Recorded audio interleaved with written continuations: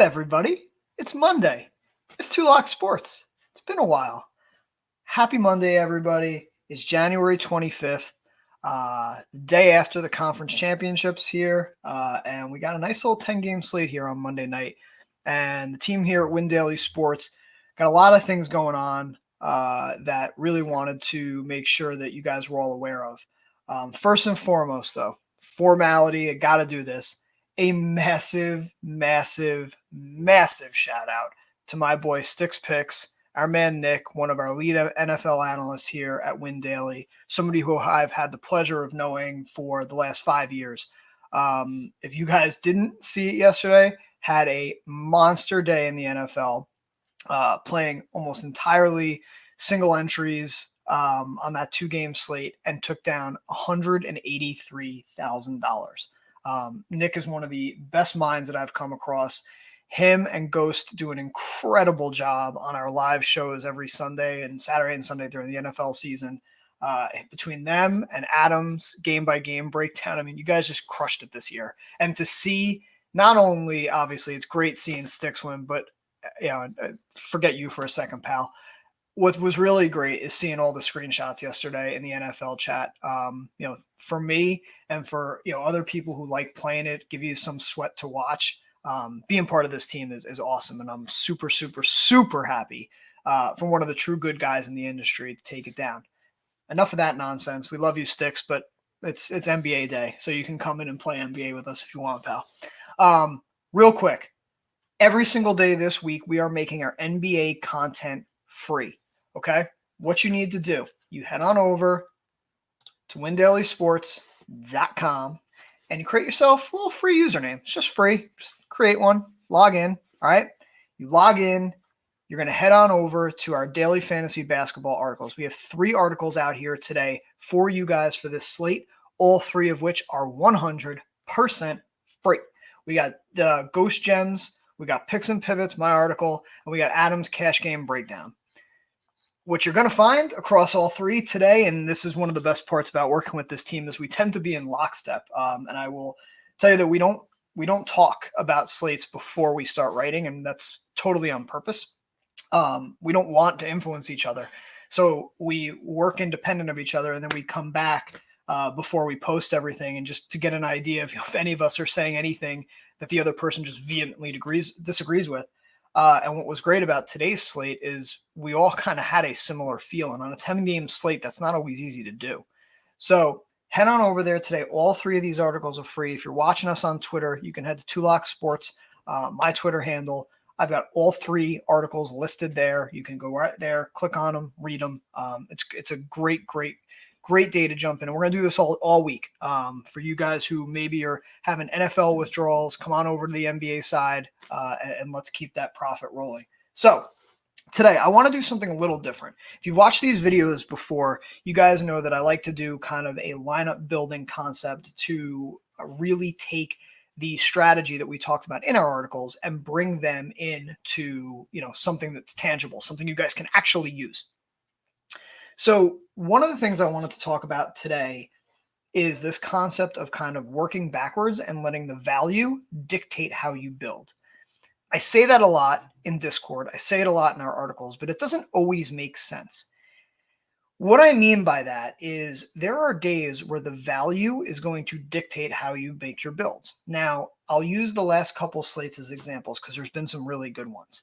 The last couple slates with DeMarcus Cousins being, I think he was like 4K and 5K the last 2 slates and has been projected to go, 40 and 50 DK points. And it's very rare that you see guys in projection models popping for 9 and 10x their price point. A guy like that, when we talk about that, you build backwards, right? He's the first piece in. So you start with him and you work your way backwards. And sometimes you have multiple guys like that. So on slates where there's so much value, or there's value that, that might pop in the projections that you feel really confident in, if all of a sudden you have 2 or 3 or 4 of those guys that you like as a point per dollar play, you need to work yourself backwards and try to figure out, okay, now which stars do I want? Now, I bring that up because I don't think today is that day. I think there is value. It's a 10-game slate. I'm recording this at 2 o'clock Eastern, and So we've got a lot of time before we even get to where the news will be piling in. We've gotten some so far, but not a ton. The reality is that we're going to find value, but I think the value you'll see today is good, not great. And when you have that kind of value, it's not like I'm necessarily starting my builds with there. So you'll see on my screen right now, I've already started my build. I brought this up in Picks and Pivots, say there was 2 games that I was really focused on. And the 2 places that I was really focused on today are Minnesota and Golden State and Miami and Brooklyn. And if you guys have been reading our articles, if you guys have been listening to us in Discord, you're going to know one thing. We have been all over, not just, the Nets. The Nets are easy to figure, the Nets are an easy team to look at right now and want to play guys. It's been all about getting Nets exposure because their defense is so incredibly bad. And they are playing at such a crazy fast pace that having to run it back on the other side has been a priority for me every day. This game just happened. So the lazy game log watchers are going to get a gift here. 2 days ago, when this game happened, Bam was the number 1 play across the board for myself, for Adam, and for Ghost. If you've watched the Nets, they have absolutely no interior answer right now. Getting rid of Jared Allen has hurt them in so many ways. And so Bam was a guy that we were on 2 days ago. He was 8,500, and he put up a tidy little 63 DK points. And it was funny. Last night, I got a text from Adam, our cash game, or our game-by-game cash game guru here. And all his text said was, Bam versus Nets again. Price hasn't moved, LOL. And I was dying because it's like, I mean, DraftKings, what are you doing? I mean, this is like, if you would, you have to adjust the price for this guy. But if you don't want to, cool. I'm going to play him once again. I think finding the other Nets player, and I talked about this a little bit today, is, listen, you can make the argument every day for Kyrie. You can make it every day for Harden. You can make it every day for Durant. I do think a little bit of it becomes position specific. And I bring that up because you'll see the first 2 guys that I have in my lineup, Steph Curry and Deangelo Russell. Now, Deangelo Russell is questionable today. So I do think that you need to watch the news, but it's expected that he's going to play. But these are 2 guys, again, I talked about games I want to target. Curry and Russell are in a game, 2 teams playing at 2 of the fastest paces in the NBA. You've got bad defense on both sides. These guys just seem too cheap. So I bring that up because point guard and shooting guard now become spots that I've kind of got locked in. So really, if I want Kyrie or if I want Harden, my only real options are to utilize a guard space, which is fine. You can absolutely do it. And I think I've put in Kyrie here for one very simple reason. His price, similar to Bam's, has not moved at all. And you see it here. He's been at 9K and 8,900, and all he's done is put up 50 DK points every game. The usage is high. The volume is high. The court time is high. Everything is there.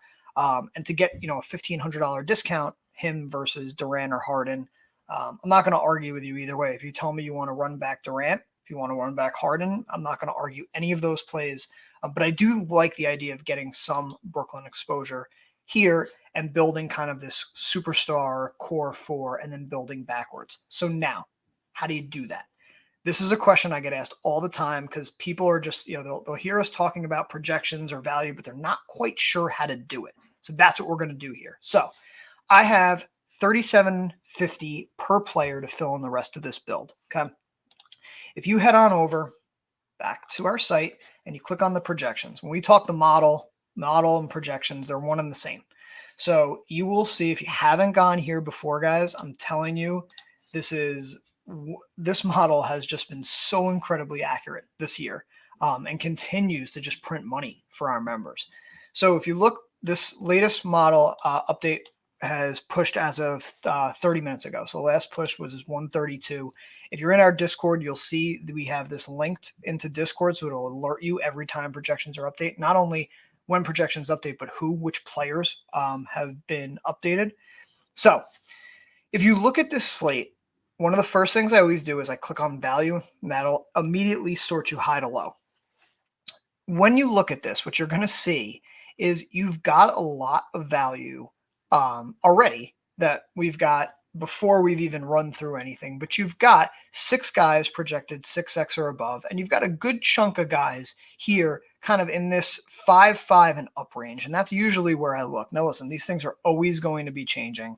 These things are always going to be updating as the day goes on, but I like to look at these to get an idea of what kind of value is there. And I see Big T already in the chat talking kings of scars and scrubs. That's right. Listen, tonight, if the value isn't there, right, and I bring this up, my priority are going to be Curry, Russell, and Bam. So if I had to leave a Nets guy out, and I needed to get a little bit more quote unquote balanced, you can do that very easily, and that's probably the guy that I would leave out. But just for the sake of this, I want to show you guys some ideas. So first thing I do is I look at this value and I just kind of look through the names. Some of the names are going to be ones that I think if you're playing every day, they're going to be guys that maybe jump out as obvious, and people that you expected to see. There are other guys maybe that you look at and go, what does the model know that I don't? So now if you don't play every day, what you might not have noticed is Cody Zeller came back. And I was interested when I saw this to see that he was the highest projected value on the model. So again, I'm just going to go in here and I'm going to start to work in these guys just to see if they're guys that, number one, I'm interested in, or if they fit my build. So now I already have Bam at center. So if I'm using Zeller, the only place he can go is utility. But you just take a look at, what right now the model's telling you 20.8 projected points. Go back to the last game that he played against Orlando. You're seeing that the minutes are ramping up from 11 to 15 since he came back. He just put up 20.7. He just put up 20.7 DK points in his last game against Orlando. And that was a game where he only shot 2 for 7. So, I don't think that the projections are far off. You can see a path. And I think that's the point, right? And listen, I love the model. Sometimes the model puts me on guys that I would never be on. And I'll give you an example. Like Cody Zeller, I can see a path, right? If you go, the next guy on our projections is Damian Lee. And I think this is where you start to look at it and go, okay, well, what's the path for a guy like Lee? He's 3,200 and he's projected for 6x value. All right, well, what does it see that I don't? Because right now it's projecting him clearly for more of a minutes uptick and more of a production uptick than what we're seeing in previous games. Now, if you guys have followed along, right, and I bring this up all the time, if you guys follow along in our chat, sometimes guys pop in the model and we're trusting the model. We tell Ghost this all the time, who runs it. We trust the model. If you looked at Damian Lee just at a first glance, you would say, okay, well, he's got a role. So every game he's going to play 15 to 20 minutes. But I mean, this is a guy who 3 of the last 4 games hasn't even hit double-digit DK points. And you're telling me that tonight he's going to go for 20 plus. All right, well, now you start to you dig a little bit deeper and you start to see that there are games where he's shown, 15 to 20 ceiling. But he's a guy to me, and I'm saying this honestly, I love Ghost. But like Damian Lee isn't somebody that, at least the game logs, and there's not any injury news right now on the Warriors that really kind of pushes me here. It's a guy you kind of jot down, you keep an eye on as the day progresses. Let's see if Damian Lee by the end of today is still going to be one of those top guys. So now, I like the Zeller play. I can get behind the Zeller play. I think it makes a lot of sense. So let's just put him in, and I'm going to ignore I'm going to ignore Damian Lee for now. Sorry, Ghost, but I'm not buying it. The robots are smarter than me, but I'm not buying it. So now, who else can you see? So now, I don't have enough money, right, to live in the DeJounte Murray range or James Wiseman range. So kind of keep going. Who else is down here?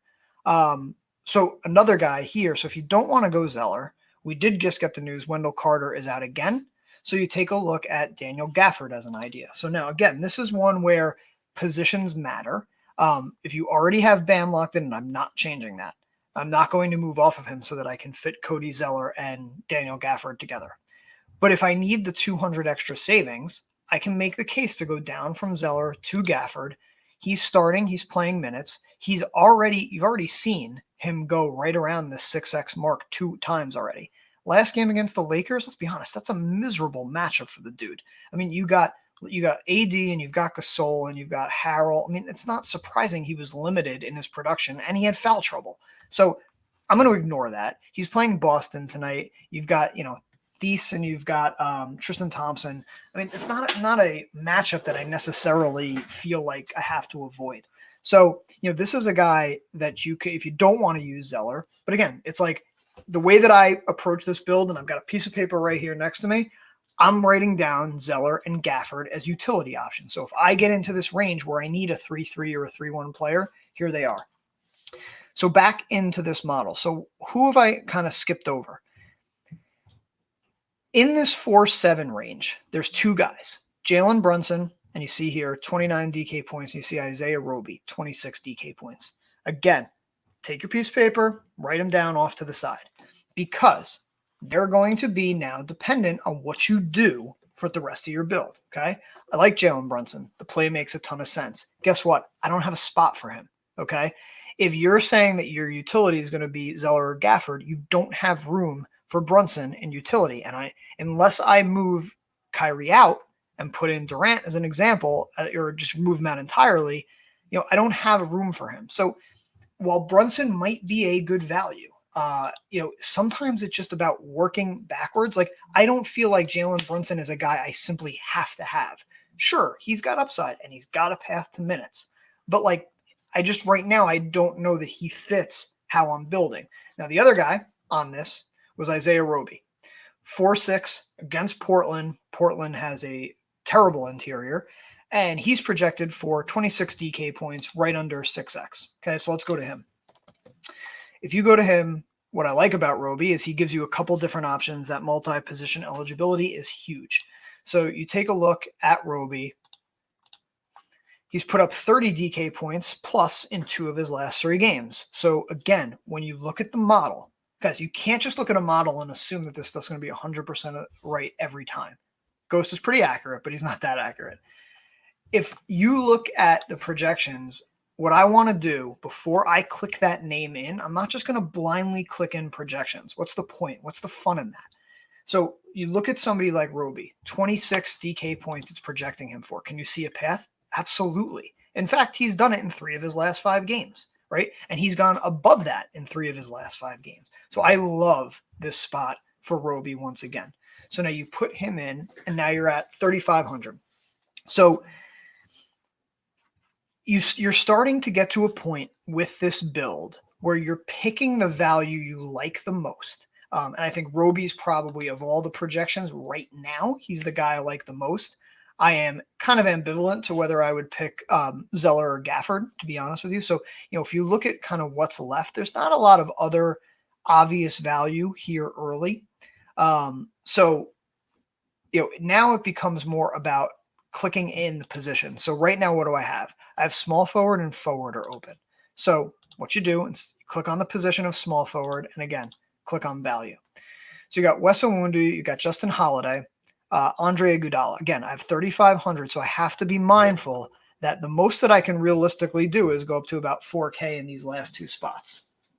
So as I'm sitting here, Deangelo Russell unlikely to play. Well, that's just a big kick in the you-know-what. Thanks, Fantasy Labs, for that update. So now that we know that, we can take Mr. Russell out. But let's just, for the sake of this, because I was so close to showing you guys what I wanted to do, and I'm stubborn and I'm not going to give up. So I want to put Russell back in.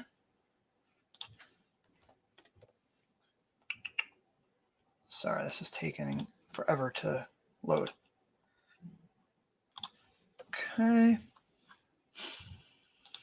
So going back here, we're small forward and forward.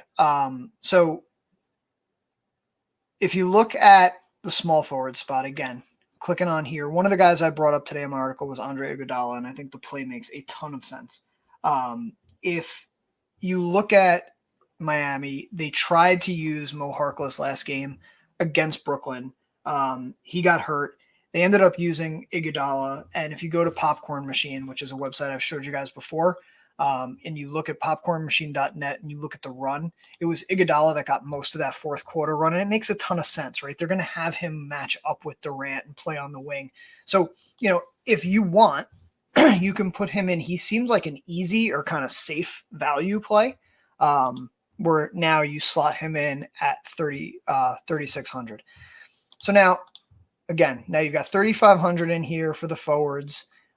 So let's just see if there's anything that jumps out. As Adam is texting me, D'Lo not likely. Yeah, thanks, buddy. As I'm 20 minutes into this video. Gotta love NBA. I don't really see anything, at least right off the bat here, that kind of jumps out as a great play. I do think, obviously, now that we're starting to get news, you might see some of these Minnesota guys pop.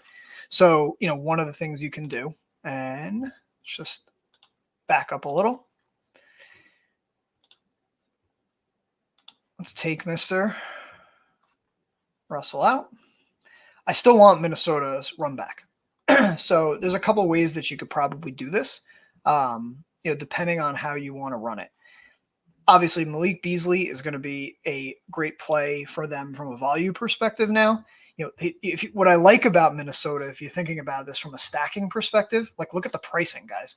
Towns is out, so now he's not there. Now Russell unlikely to play. Okay, so if you look at the rest of this team, they're all 6K or below. And I'm not quite sure if we'll get any inclination on Ricky Rubio of how much more he'll play, but you've got a lot of paths here with cheap kind of fill-in people.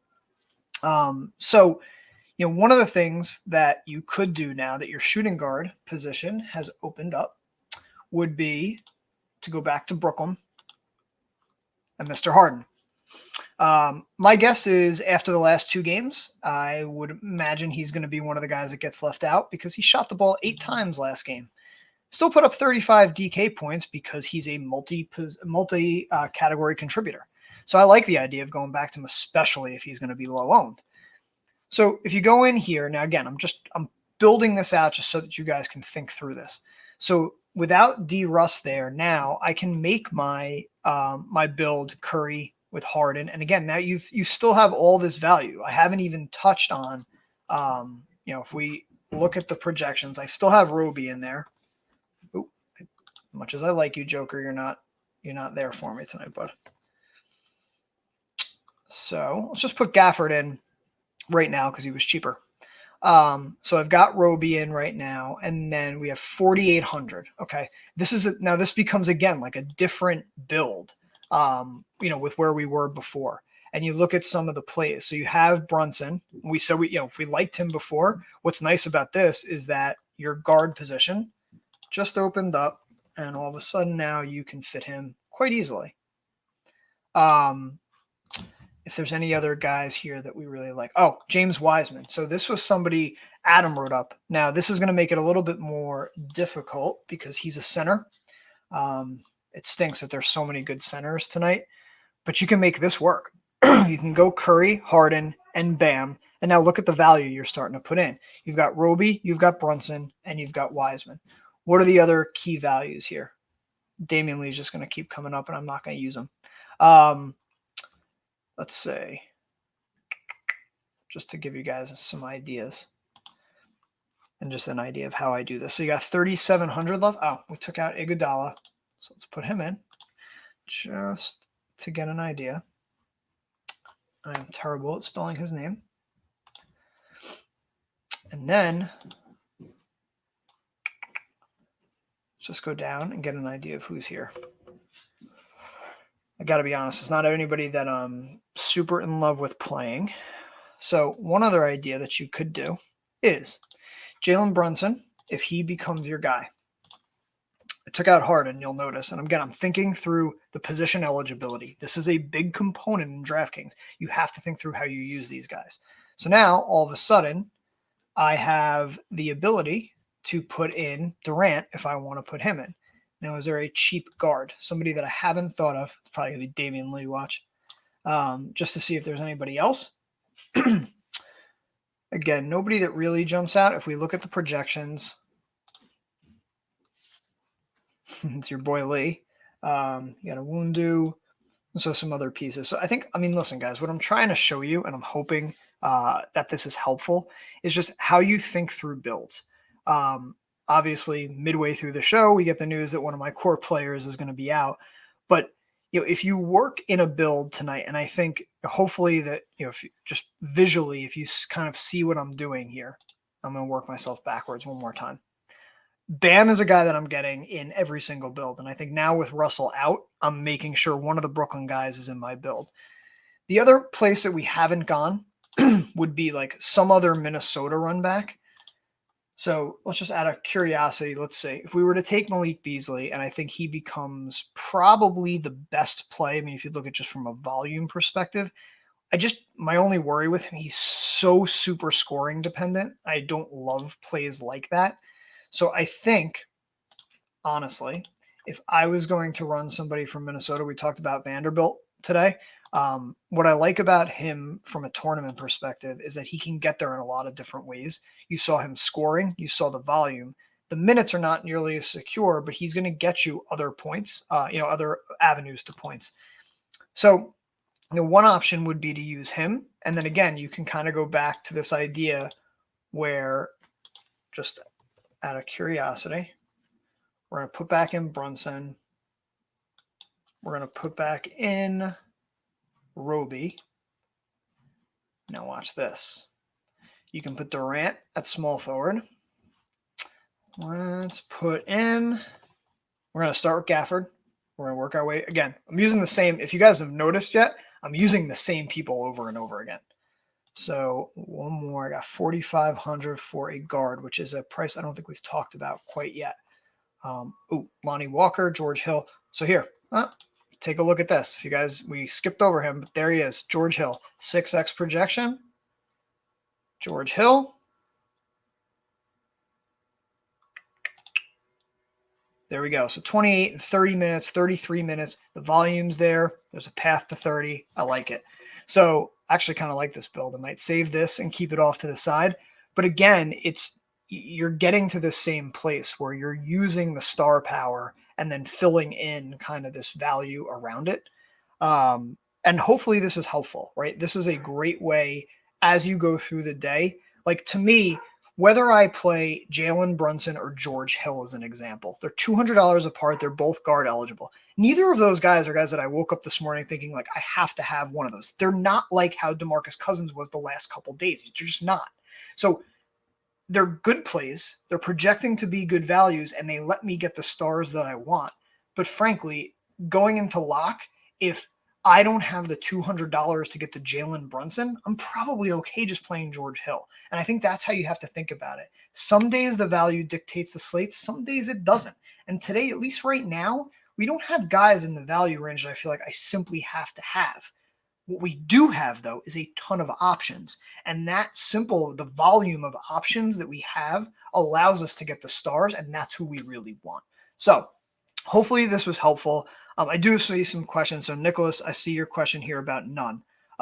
Nunn is a great cash game play. I made the argument over the weekend. I think he's a terrible tournament play, and I stick by that. I am not playing Kendrick Nunn, who is a wildly scoring dependent player.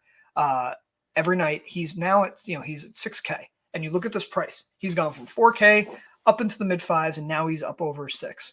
So yeah, he's given you 6x upside for sure. He's also doing that shooting uncharacteristically hot. 50%, 50%, 75, and 53% the last 4 games. Come on. Like, I understand shooters get hot, but like, if you're telling me that Kendrick Nunn is chalky, because he will be again, if he's going to be popular again, like at some point you jump off the train of those guys. And I think you can just get better point per dollar production. In cash, if he's going to be chalk, he's the kind of guy, and Adam talks about this all the time, you just match the field, eat the chalk, and you move on. But I don't see a need in GPPs to even go near him. I just think he's too expensive. So, but hopefully this is helpful, and gives you guys kind of an idea of how you can use the projections to work backwards and do some of these builds.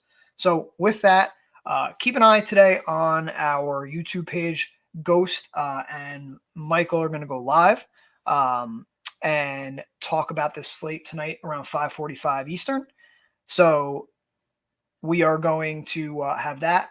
If you haven't checked it out, go to windailysports.com, read all our articles, and hopefully, you guys can jump into Discord. We had our free trial going on there. Jump in, talk to us, talk lineup, talk theory, however you want.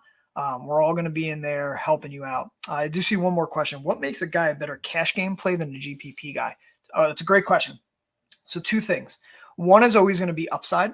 From a GPP perspective, you want guys that can get you 6 to 7x their price point, right? So if they're $5,000 on DraftKings, you want to make sure that they have a path to 35 to 40 DraftKings points. Sorry, that was terrible math. 30 to 35 DraftKings points, from a 6 to 7x perspective. Cash games is usually more like a 5 to 6 range. The other thing for not just the value, but cash game and GPP, ownership matters. Kendrick Nunn is going to be very popular. If I look at him and I say, I'll keep going back to the DeMarcus Cousins example. When he was 4 and 5K and he was 60, 70, 80% owned, he was such a good play that you didn't fade him because of ownership. But if Kendrick Nunn, if you look at him and go, all right, he's going to be 30% owned or 35% owned on the slate, I think I can get better production and I can see a path to him failing. That's the key. If you're not sold on the guy getting to that ceiling or you see paths to him hitting his floor, those are the times where you can make the case to jump off of him. So, Bobby, hope that helped, buddy. Guys, thank you for checking this out. Love doing these videos. Keep coming over to Win Daily Sports. Read all the free content that we got here. Good luck tonight. Keep crushing. I'm out of here.